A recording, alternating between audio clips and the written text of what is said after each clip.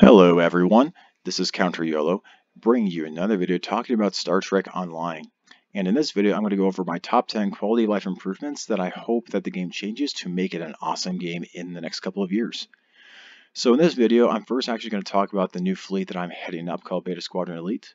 And then I'll get into the actual video of my 10 quality of life improvements I think would make the game awesome. There's also the TLEDW at the end of the video, and if you want to skip through any of this, including my kind of little spiel about my fleet, feel free to just skip past that in the time links below. So first off, Beta Squadron Elite is the new fleet that I'm in charge of in the Alpha Squadron Elite Armada.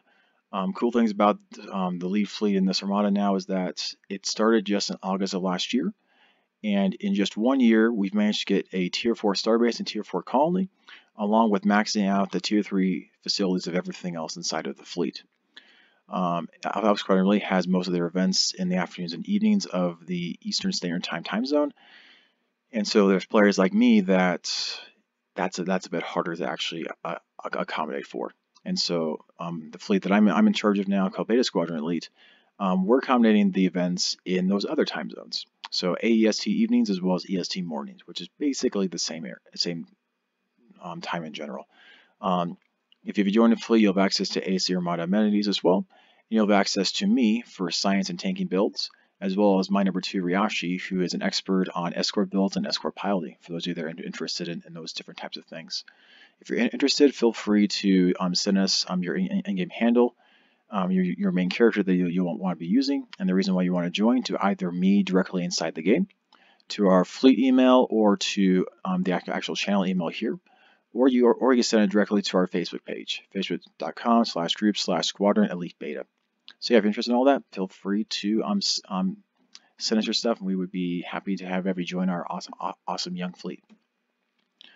Now we'll get into the actual video itself. My number 10 is going to be that the Klingon Empire definitely needs a better edge, or at least better defined edge inside the game versus the other factions inside the game. These are the 3 main factions. There's technically kind of 6 now in the game. You have 3 different Federation. You have the Jem'Hadar, which are literally just the Federation or Klingon Empire, just starting at level 60. Because quite literally, whenever you align with one of these factions, you get access to every single ship of that faction, not just the ones that Roman Republic can access. You access everything that the Klingon Empire or everything that the Federation can also access as well, including those very awesome and super expensive ships inside the game. So these are the 3 real factions inside the game. The Federation has their strengths in crews and science vessels. The Roman Republic has their strengths in SRO bridge officers as well as battle cloaks. The Klingon Empire, their strengths were in battle cruisers and carriers as well as raiders. They were the ones that had raiders inside the game originally, guys. As well as having basic cloaks, not battle cloaks, but normal cloaks, in exchange for losing like the command attract fire that you would typically have for cruisers. The problem is, over time, since most of the play base is still Federation, or Romulan Republic aligned as Federation, they've added a lot more battle cruisers, carriers, and raiders that are accessible to Federation captains, which a lot of that has nullified a lot of the strengths of the Klingon Empire. So obviously Federation still has pretty good for science and tanking, and also most of your stories inside the game are centered around Federation captains. So like if you want just to play the game just straight through, be able to play everything and not worry about like if something doesn't make sense, playing a Federation captain that is not an engineer is going to be the way to go. In my lore videos, I'll go over hopefully in just a few months' time. I would actually explain why a Federation engineering captain actually doesn't make sense inside the story, but I'll get to that in a different video. The Roman Republic obviously has the best story in the entire game. If you're wondering if you're considering playing the game and wondering like if it's worth it, play as the Roman Republic. If you don't like the story in that, well, there's not really going to be stories better than that one, really. So it's really that one and the recent DS9 expansion, which are really the best stories in the game right now. You can play Jem'Hadar or play Roman Republic, and you can get a gist as to what's going on, except playing as Jem'Hadar, you actually need to understand some of the mechanics to really play that pretty well. But yeah, the Roman Republic also has the highest DPS ceiling with the SROs, and they can also access most of the ally starships for the Federation and the Klingon Empire. A lot of the ships that you can't access through the Federation are actually very strong ships. Very few of the Klingon Empire ships are actually worthwhile, and there's also less of their ships to actually access. For the Klingon Empire, their strengths is that they have a decent story. It's better than the Federation's. However, it has some very clunky mechanics throughout it, but I mean, it's a 10-year-old game. I mean, I'm not really expecting the early stuff to be super insanely awesome, but they're trying to right now. Also, there's a lot of cosmetic cool stuff. The KDF Honor Guard is extremely cool armor that's exclusive to Klingon and Klingon aligned Romulans. And also, if you wanted to run around naked, the Orion females are your closest ways to doing that. And that's also one of the reasons why I'm barely on Kronos very much as my Klingon characters. The real edge originally was that they were the PvP monsters inside the game. Because like before the Realm of the Republic, it was Federation versus Klingon for the most part inside the game. And when you had a lot of Federation ships, which were technically strong, and as they should be stronger, but they don't have cloaks, versus Klingon Empire, which most of their ships had at least a cloak. Raiders actually had battle cloaks. Just FYI. You essentially have a group of 5 who is cloaked, ambushing the Federation group, which most of them, if not all of them, weren't cloaked at all. And a lot of my random PvP groups, like if we were ever in a group of 5 and all 5 of us had cloaks, we never lost. It was like historically when I've played PvP, that's the way that it's always been. Hopefully they add either more stuff to this to make PvP for Klingons stronger, and inherently stronger for them and not for the other factions, or if they just add some other edge to the Klingon part to make them more enticing to play. That'll be a lot better, because otherwise it's going to be mainly just Federation captains and Romulan captains inside the game, which would be pretty unfortunate. My number 9 is an improved new player experience.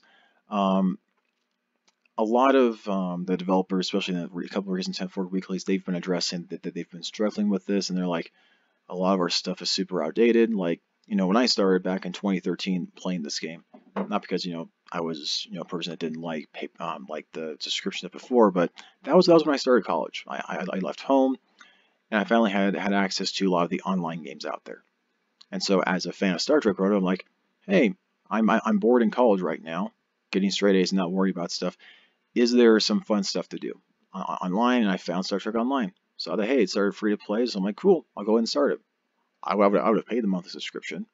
And back then, it still would have been worth the monthly subscription, actually, but found it, liked it, and I've paid the lifetime subscription for one of my 2 accounts. I still keep one of them as not lifetime, just so that I know what stuff is available and what's not for non-lifetime players inside the game. There are a lot of things inside the game that can be improved. Now, I have this channel to help with that a little bit, but these are suggestions that either Star Trek Online developers themselves or other players inside the game could actually do to help enhance this game further. The first one here is a Star Trek Online Guides directory.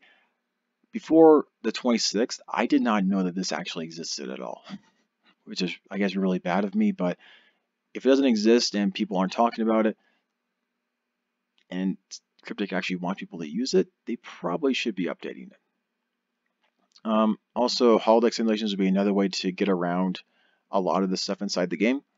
Have stuff akin to the Realm and Minefield for guide for each enemy inside the game, for strengths and weaknesses, and also having other stuff for space and ground, for mechanics, for cruisers, science vessels, and escorts, and then also for ground, for engineering, science, and tactical.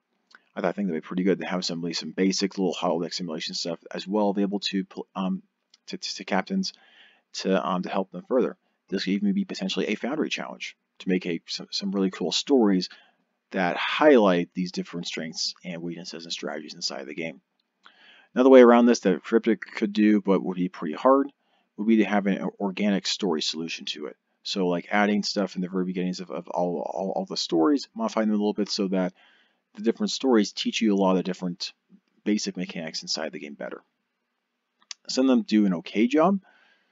The tutorials give you some super basics, but not the stuff that would allow you to succeed in a lot of the advanced cues inside the game. That you'll basically have to go to a lot of forums to learn some strategies, or watching my videos on this channel to really do so. There's a lot of different ways that they could do it. Those are just the first ones that came to my mind. So my number 8 is a little bit of a criticism, but I think it's one that should be addressed too, and that's to have more enjoyable ship console choices inside the game.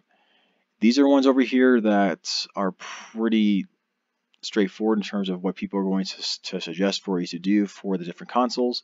If you're a beam captain, these are basically the top two here, the ones that you're going to basically be using for the most part. A couple ones from the fleet. If you're a science captain, you'll use chronometric capacitor here for sure for extra EPG, as well as having the exotic particle field exciter and having exotic or assorted particle focusers from the fleet. For engineering consoles, a lot of people recommend you to get the conductive RCS accelerator if you're a science captain for more EPG or control expertise. From the planes, what I recommend if you just want a little bit of basic survival. And then there's just a lot of universal consoles just to fill in the blanks here. That's where a lot of these unique console choices can definitely come from too. Alongside what I say here, like to have additional clicky consoles from either Reputation or from Elite difficulty accolades, which I think would be pretty cool.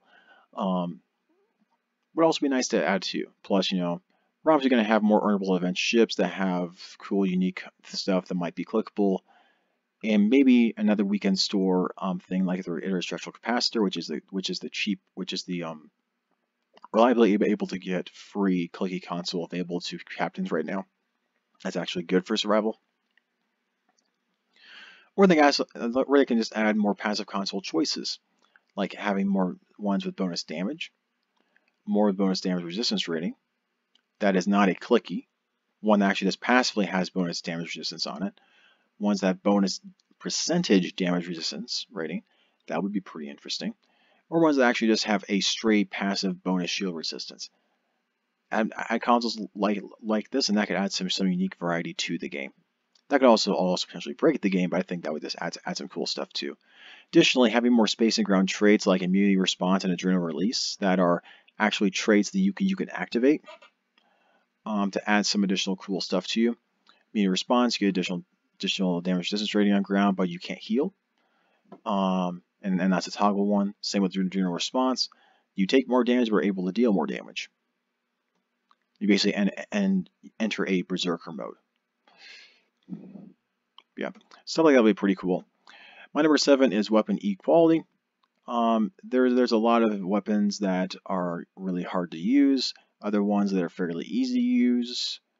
I think it'd be nice if they added some extra stuff to make those harder weapons a little bit easier to use and have them be at least on par. They don't say need to be better than these ones. They just need to be relatively more on par, so that if you want to do a standard console build, that these guys could perform as well as these ones. They are going partially the right track. The cry console for that's going to go over for plasma damage as well at tier 6 reputation is going to be very nice for plasma.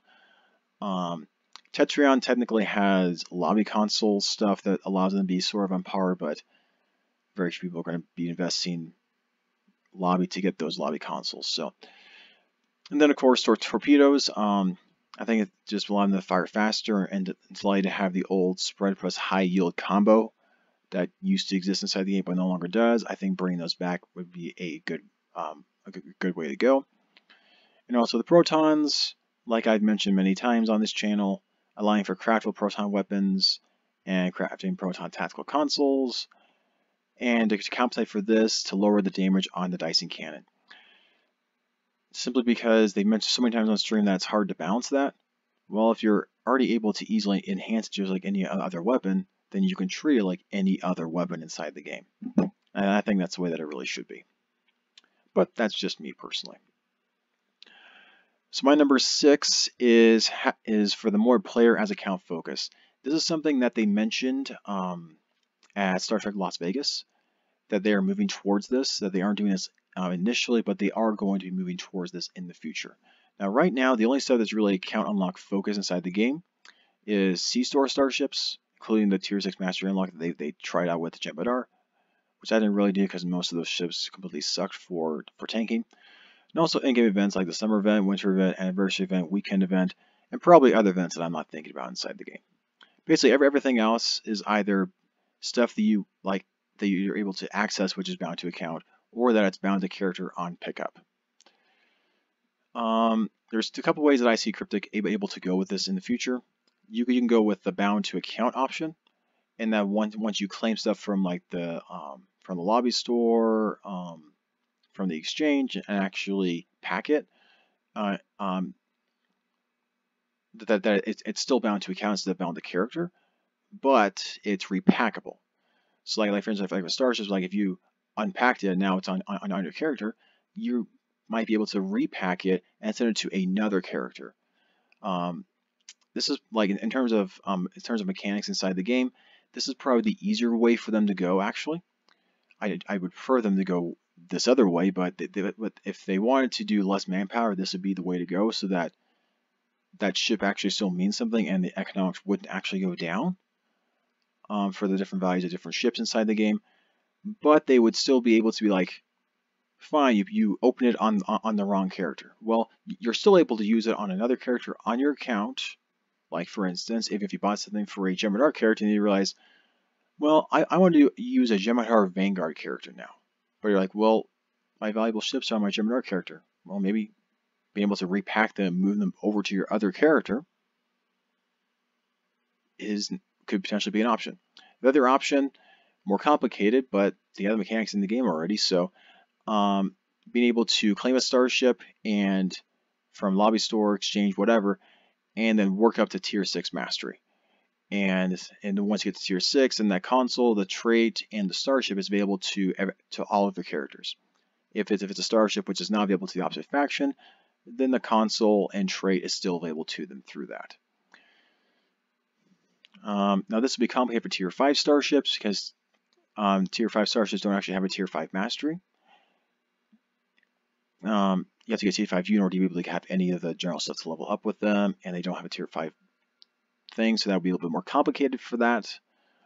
Doing this method for those would be a little bit easier. But anyway, the other thing is that for the lobby store, right now in the lobby store, besides the starships, everything else is bind on pickup and bound to character. I think it would be better if it changes to bind on equip and bound to account. So these things can also be tradable on the exchange, so that the lobby consoles can be more accessible to more people. And also so that you don't have to buy a bazillion lobby consoles in case you want to be economical and just have your one set of lobby consoles, and then when you're going to another character, you move those consoles to your other character too to play them. My preference though would be that whenever you claim something from the lobby store, it's just an account reclaim on usage for any character, just like your regular in-game event stuff is inside the game right now from those actual in-game stores. So my number 5 is Starship Bridge improvements. So like a lot of players demanded that Starship bridges be included inside the game because at launch they weren't actually. It was just space combat with being outside your ship and then beaming down to the ground. So the Cryptic did. I was about to swear there actually. They did not do a great job doing that. They put minimal effort. Like it was a lot of effort, but it was fairly minimal effort overall. And so there's tons of problems in it, and because of those problems, players didn't use it. And so Cryptic's like, we did all this effort, and you guys didn't use it. You guys aren't buying the extra bridges, and so we're not going to continue this in the future. Besides, the lobby ships and your lockbox ships are the only ones that are really getting new bridges now. Everyone else really isn't. Now, the best place to fix this stuff, first off, is bridge officer choices, where I would recommend for them to go. The biggest annoying thing for me personally when I'm going to my bridge is that I'm not able to choose what bridge officers are actually on my bridge. It could be just this. It could be like some random ensigns in my bridge officer list, which I wouldn't want there. I would want my real characters that I've invested time in to actually be the ones there. Right now, you can't customize that at all. All you can customize is what bridge that you have if it's a ship that has multiple bridges to choose from. Number 2, especially for the KDF faction, having a lot more bridge customization inside of what bridges that you select would also be fairly important, because for the KDF, you're supposed to be able to customize your bridge because that's part of the canon. That's why each Klingon ship is different in terms of their look, because each captain has their own prestige and ability to change things on their ship. Now, of course, as a nice side note, it'd be nice that, for those ships that don't have just bridges but also have other quarters and stuff inside their ship, to have other stuff there, so that, like for all the other random officers that are pulled, that should be pulled from your actual bridge officer list that are not on your bridge. So you don't have a bunch of random officers that are just unnamed, but you have a lot of other officers around too and doing stuff. That would be my personal preferences for Starship bridge improvements. There's other things that could also be improved here, but I know Cryptic's not probably going to do very much of this, if any of this. So this is still wishful thinking here. Alright, so my number 4 actually deals with ground stuff. So right now in the game, we have something called Starship Loadouts, in which we're able to modify weapons, bridge officer, seating, powers, tray, and the tray loadout for each starship, and you're able to save that. You're able to have 2 loadouts per ship, and you can always pay for a lot more of them. My general theory here is that there's one you typically have generally for PvE, and then one that you can have for PvP as well, which is very important for escort captains because the builds are insanely different for them between the two. However, for ground, this doesn't exist, which is very annoying whenever you're fighting the Borg or the Tholians versus everyone else inside of the game. So this is how I would say to improve it, is to use a Starship loadout baseline that you have, and have 2 loadouts free per character. One that's kind of like for your normal / Borg encounters, and then one that is for your EV suits, kind of like in terms of the theory here. And then you can always pay for extra slots. You can have like a bazillion different builds if you want for every single species inside the game. Or you can just add like one extra, like if you want a normal build, a Borg build, an EV build, a PvP build, then you can easily do that. And this ground loadout thing should be not only just for your captain, but that should be saved also with your bridge officers as to both what bridge officers that you're choosing, and also what abilities and things that are on your bridge officers whenever you bring them down.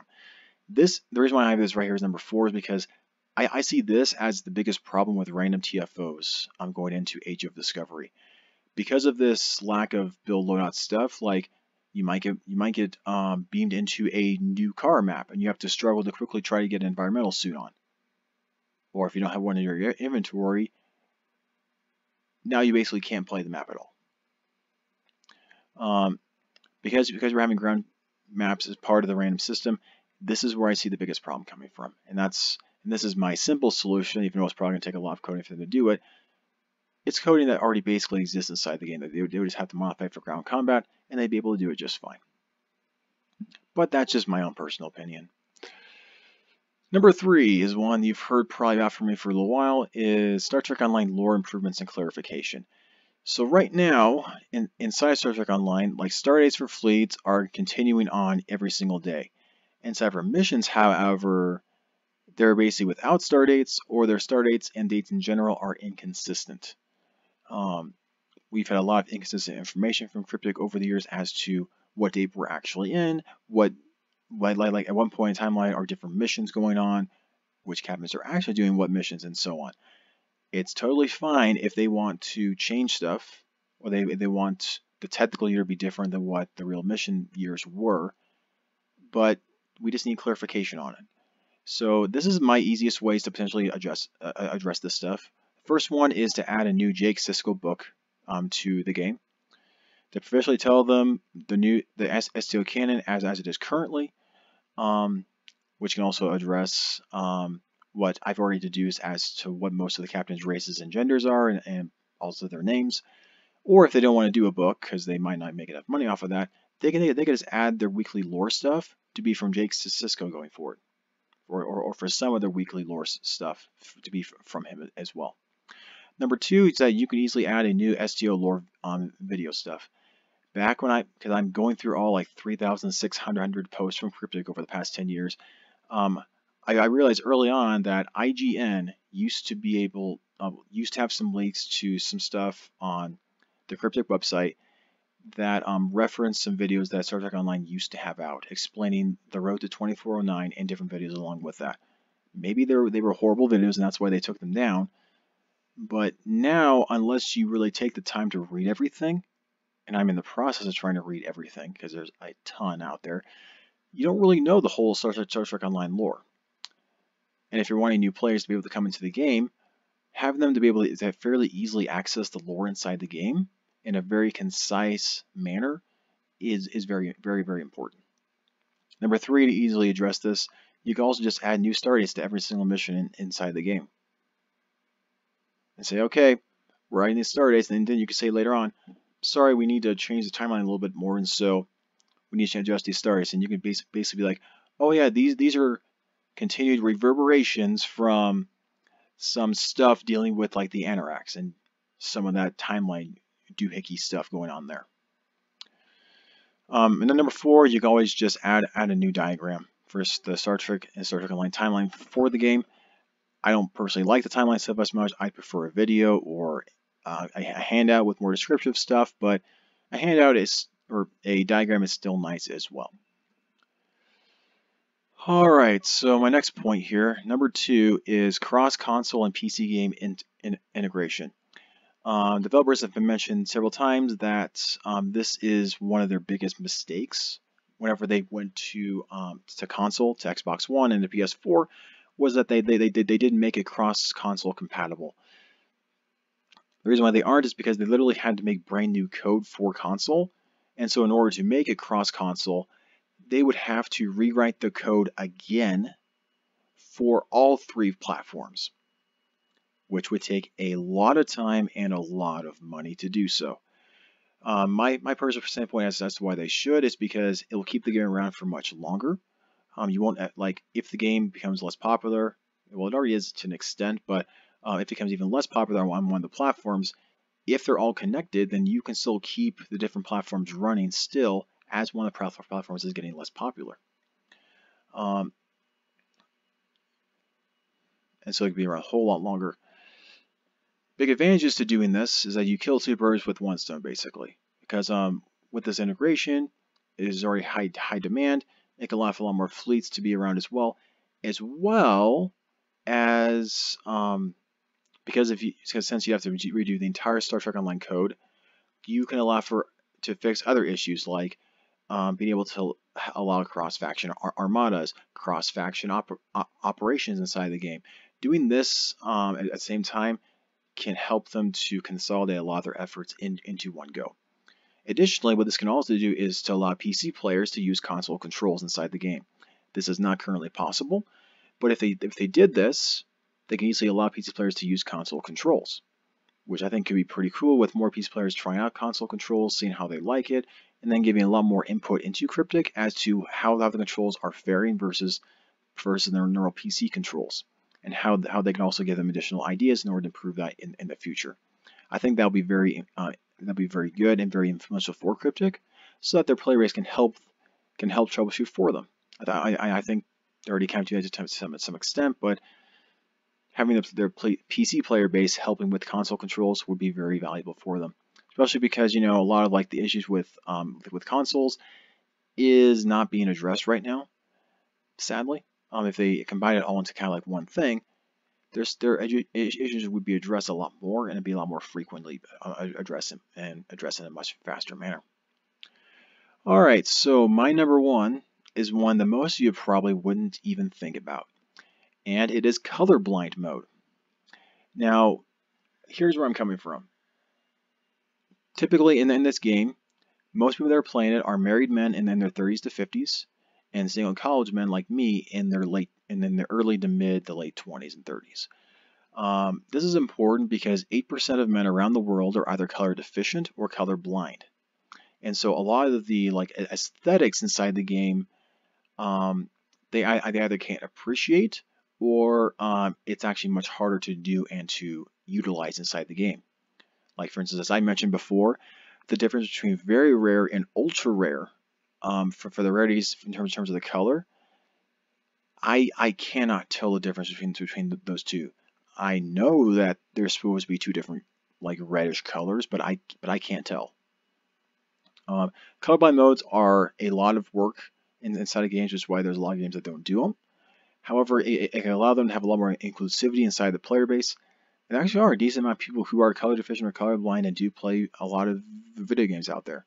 The biggest example that I'm going to give is League of Legends, just because I do have a brother-in-law who works for Riot Games out in California, And yeah, addressing their colors and things, animations to make sure that the people who are color deficient or color blind, across the whole spectrum, can be able to still distinctly see all the different effects and know what they are supposed to be. Inside the game right now, there's a lot of cool effects, but if you're colorblind, you're not able to tell the difference between a lot of the different like sub energy types inside the game. And so my personal recommendation, now if we could go back in time, I would have said that whenever they added Geordi into the game, with some stuff with Geordi, with the Lucarian stuff, they should have added this here, because Geordi had ocular implants, and so adding some visual stuff combined with Geordi coming into the game would have thematically made complete sense. Hey, they could have been like, yeah, we got Geordi, we have a little bit new look in terms of the game now. Boom, here we go. Because he's already been in the game for a while, we can't do that, and so the simple answer, maybe a little less popular, but hey, it would have for inclusivity, is to simplify the energy weapon visuals. So you only have like the standard like 8 to 10 that are inside the game right now, and have the ability to turn off cosmetic visuals inside the game on the different starships, to have them just be their basic skins if you really want to. And this can make it so that with a lot less complicated stuff going on, it's easier for someone who is colorblind to be able to at least tell the very important things as to what's going on and hitting them inside of the game. That's just my personal opinion. Yeah, here is my TLDW for this video. First off, Beta Squadron Elite is a new fleet that I am in charge of. If you're interested in joining that and getting more specialized stuff in builds and things, feel free to join us. Or if you just want more friendly stuff in the Oceania and Australia time zone, feel free to join our fleet as well. And then here's a list for the top 10 quality life improvements of Star Trek Online that I personally came up with. Number 10 is to have a new edge for the KDF faction, so that they're fun to play again. Number 9 is to improve the new player experience so that it's easier to enter the game. Number 8 is to make ship console choices more fun and have more variety behind them. Number 7 is to have more weapon equality among all of the various energy types and various types of damage inside the game. Number 6 is to actually fully implement their player as account focus that they hinted at Star Trek Las Vegas this year. Number 5 is to add some more improvements to Starship bridges inside the game so that people will actually use them. Number 4 is to add ground loadouts so that in the random TFOs, among other things, that it's a whole lot easier to go into Borg operations as well as to fight the Tholians. Number 3 is to add lore improvements and clarification stuff into the game. There's a lot of different ways to do that, but yeah, there's a lot of cool ways to do it. I might even address some of that stuff on this channel in the near future after a couple of months. Number 2 here is cross-console and PC game integration. Very costly, but it's something that could allow this game to last for much longer than it probably will otherwise. And of course, number 1 is colorblind mode, so that people like me that are color deficient or colorblind can more easily play this game and enjoy the aesthetics inside of the game. But yeah, that's basically it. Were there any other points that should have included in the game? Feel free to message me or include it in the comments for discussions. And of course, feel free to like this video and to subscribe to this channel if you like this type of content about Star Trek Online in terms of builds or various conversations about Star Trek Online and the Star Trek universe in general. Anyway, thank you all for watching and enjoy the rest of your day.